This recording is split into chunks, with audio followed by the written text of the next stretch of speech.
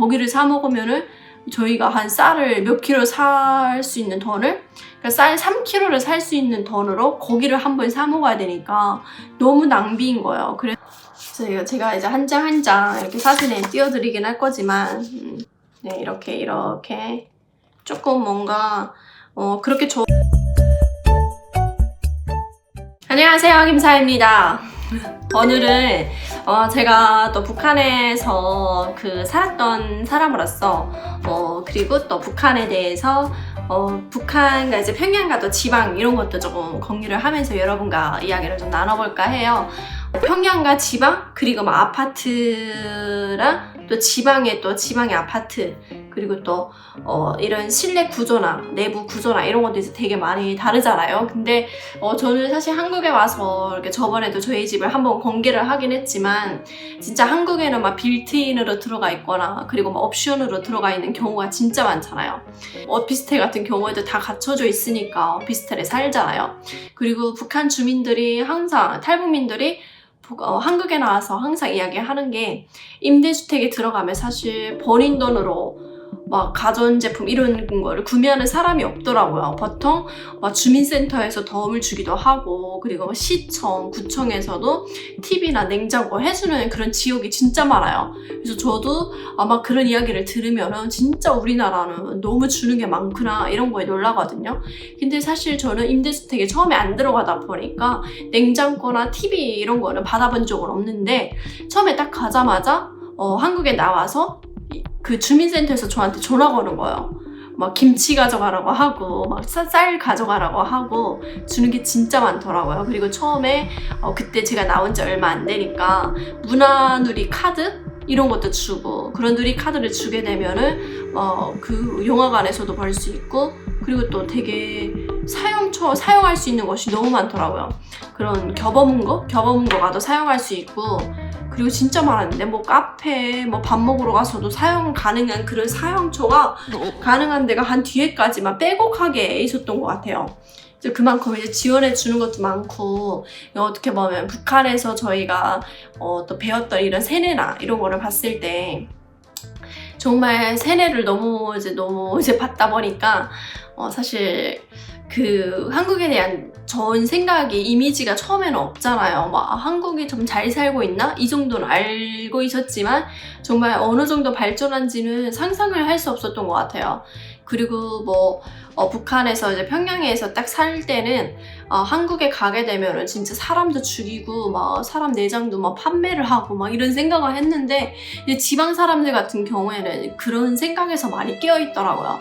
그러니까 정말 몇십 년 전부터 못 먹고 못 살다 보니까 지방 사람들 같은 경우에는 한국에 가면 잘 산다, 이러한 정보를 너무 잘 알고 있는 거죠. 하지만 평양에도 이제 못 사는 사람이 너무 많고, 진짜 못 먹는 사람이 너무 많죠. 정말 0.0000 진짜 몇 프로? 1%도 안 되게 정말 그러한 소수의 외교관이나 그리고 또 외화벌이 하는 사람들이 평양에서도 좀 정말 달러를 쓰면서 잘 사는 편인 거잖아요. 그래서 저는 이제 뭔가 한국에 왔을 때 이런 집들 보면서 정말 놀라운 점도 있지만, 그리고 또 이제 저는 어릴 때부터 이렇게 학창 시절에 대해서 여러분께 공유를 한 적이 한 번도 없긴 해요. 이야기를 한 적도 없고, 그러니까 저희 채널에 들어가서 보니까 제가 어릴 때 어떻게 성장을 하고 이러한 부분에 대해서 여러분께 이야기를 한 적이 한 번도 없더라고요. 그래서 오늘 뭔가 집이나 이런 것도 좀 비교를 하고, 그리고 또 끝까지 영상을 봐주시면 제가 평양에서 집을 샀던 그 사진도 제가 가지고 왔거든요. 그래서 이것도 볼 수 있으니까 끝까지 시청을 바라겠습니다. 그래서 저는 학창 시절 같은 경우에는 제가 살던 집이, 제가 학교 때까지 쭉 15살 때까지 살던 집이 할아버지 집이었어요. 그러니까 할아버지가 어떻게 보면 국가에서 받았던 집이었거든요. 그래서 그때까지만 해도 할아버지는 국가에서 받았던 집이니까, 김일성 때 받았던 것 같아요. 그래서 받았던 집이니까 이 집은 사실 사고 팔고가 안 되었어요. 그래서 저는 제가 성장하는 기간 동안 이 집에서 15살까지 쭉 살았어요.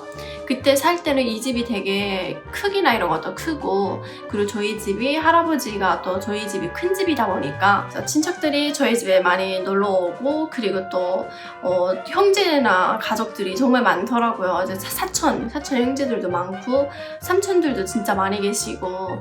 저희 할아버지 같은 경우에는 김일성이 전화 접견을 했던 사람이라고 해요. 그래서 할아버지 이름을 대면 저희 구역에서는 진짜 모르는 사람이 없을 만큼 좀 유명하신 분이셨던 것 같아요. 그래서 저는 어릴 때다 보니까 기억은 안 나지만 항상 성장할 때 제가 이렇게 지나다니고 하면은 저 집은 어느 집의 손녀라 뭔가 이렇게 항상 소개를 했어요. 그래서 저희 할아버지가 정말 유명한 사람이로구나 이렇게 알았던 것 같아요, 어릴 때. 그래서 되게 충성심이 엄청 강한 집이었죠. 그래서 할아버지가 다니던 부대가 군산관리국이었어요. 군산관리국이었는데 여기서 할아버지가 국장을 하셨어요. 국장을 하셔서 할아버지 여기 회사에 가게 되면은 할아버지가 돌아가신 이후에도 사진이 엄청 크게 걸려 있었고, 여기에 회사에 막 참관 같은 것도 가고 했어요.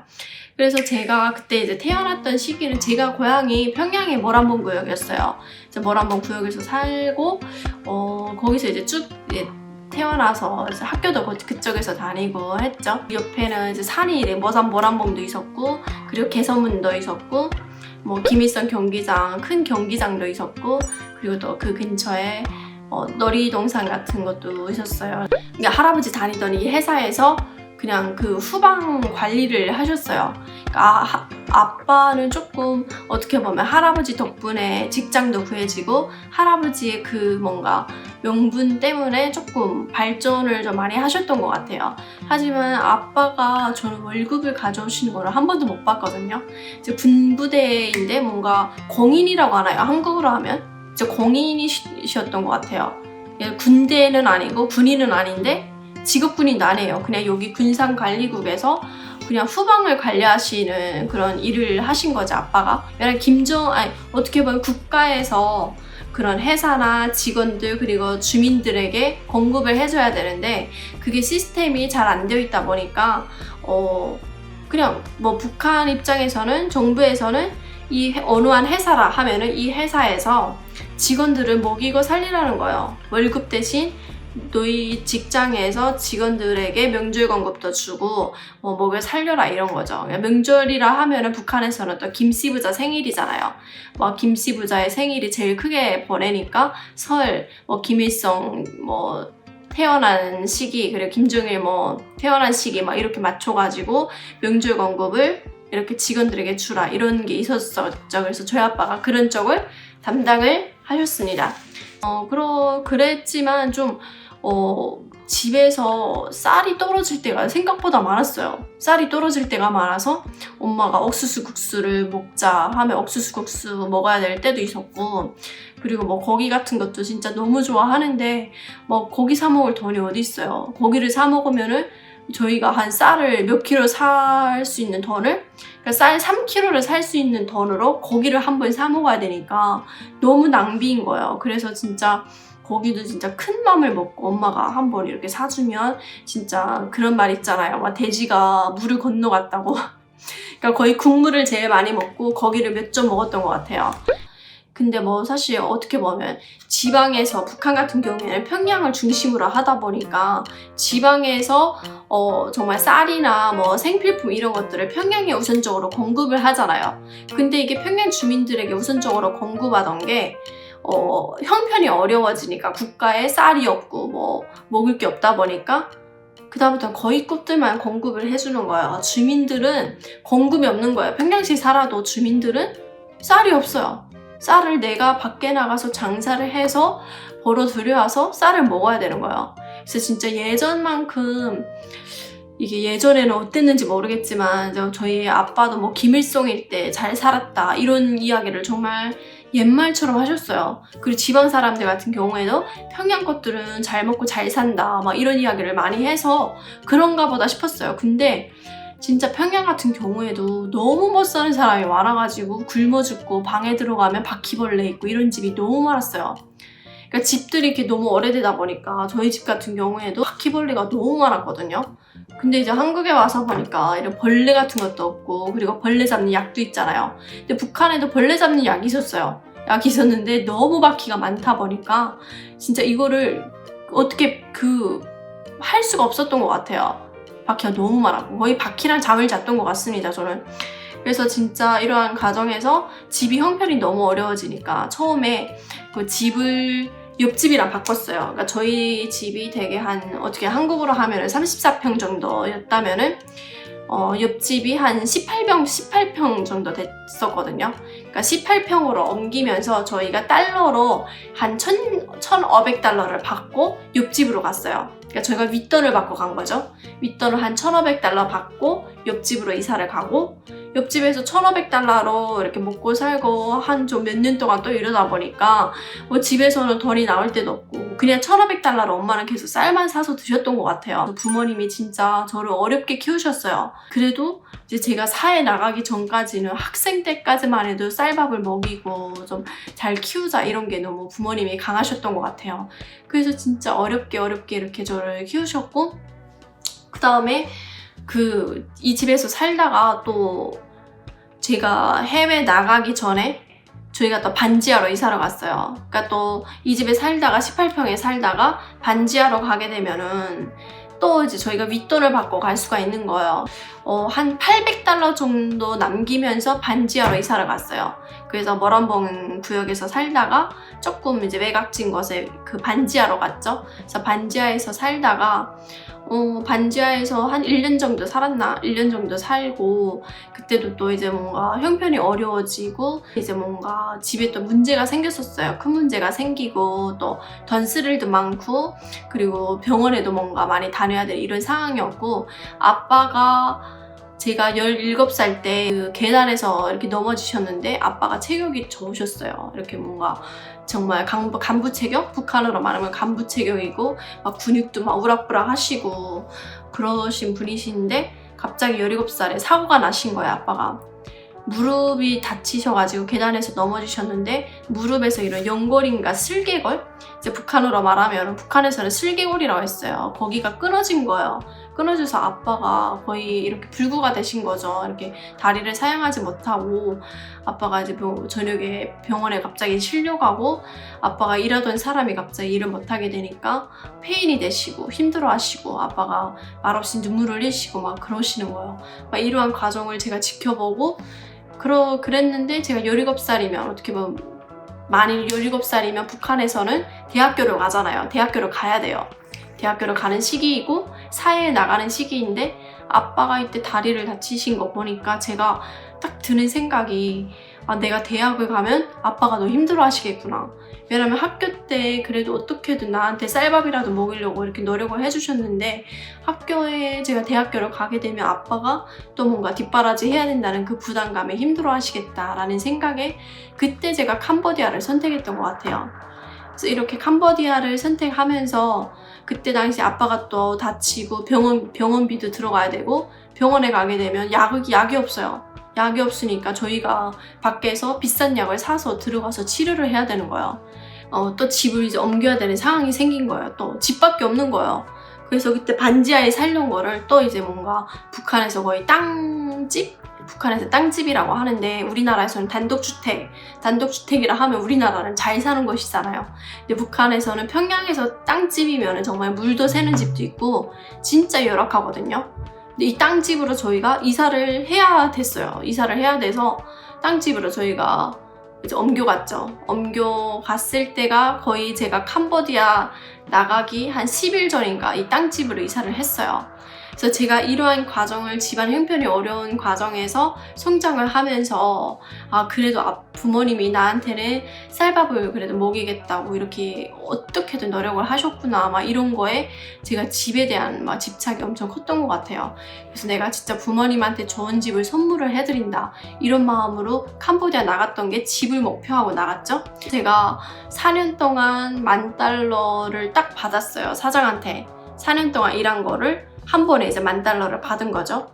매달 월급을 받으면 종이장에다 이렇게 사인을 하고 나 이번 달 얼마예요? 하고 이렇게 체크만 한 거죠. 제가 근데 뭐 잘못 덜 받아도 항의를 할 수가 없었어요. 그렇게 해서 4년 동안 딱 그냥 손에 받은 게 $10,000였어요. $10,000면 그때 당시 우리나라 돈으로 1,200만 원이었어요. 4년 동안.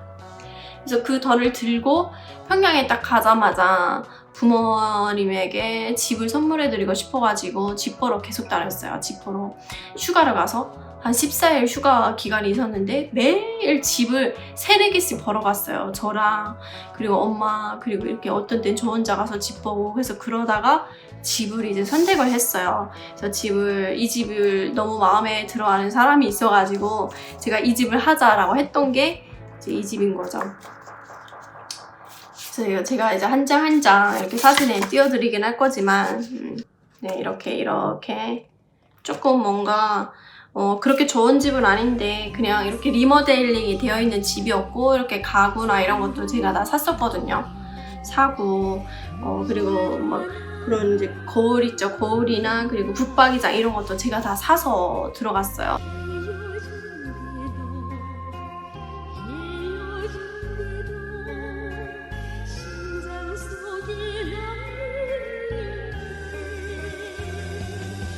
사서 들어가고 이제 부모님께 너무 이렇게 해드리고 싶어가지고 해드렸었어요.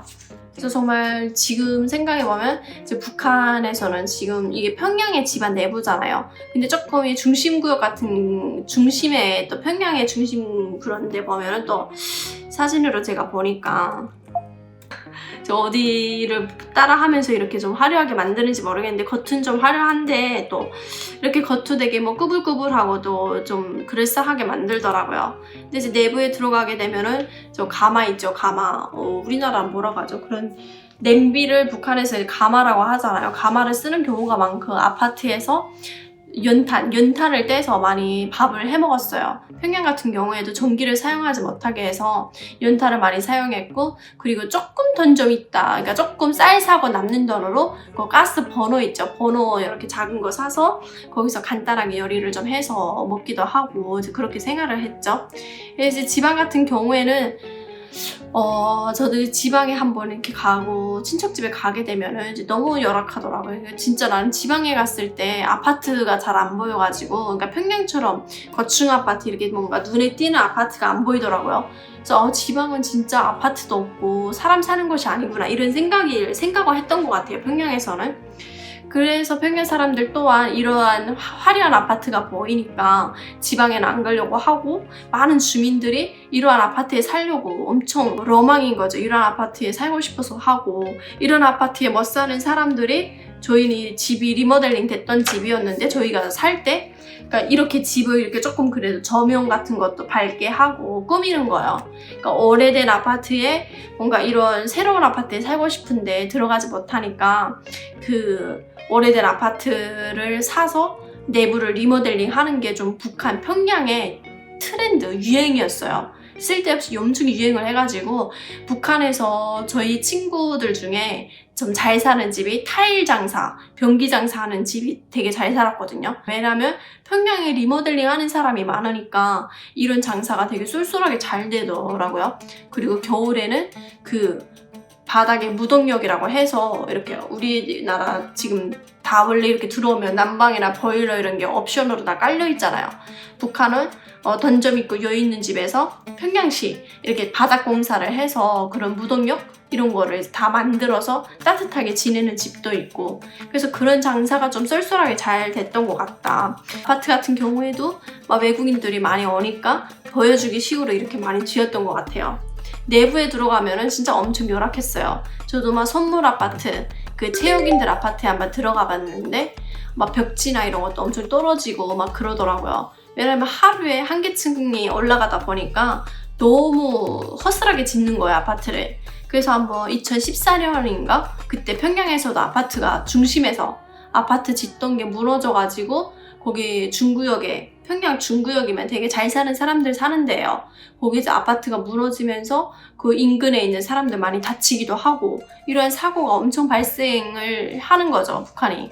그리고 또 이런 경우에는 또 군인들이 많이 동원이 되니까 군인들도 또 군사복무 기간에 무기나 이런 것도 한 번도 못 따라보고 건설만 주구장창 하다가 제대되는 사람도 있고 전역하는 사람도 있고 그랬던 것 같습니다. 그래서 오늘 저의 이러한 과정을 또 여러분께 이야기를 하면서 북한의 집 진짜 내부는 어떻게 생기고 제가 또 캄보디아에서 4년 동안 일을 하면서 또 어떠한 집에 살았는지 이런 거에 대해서 여러분께 소개를 하고 싶어서 영상을 켰었습니다. 그래서 많은 관심 가져주시고 구독과 좋아요도 부탁드리겠습니다. 다음에 그럼 좋은 영상으로 또 찾아오겠습니다. 감사합니다.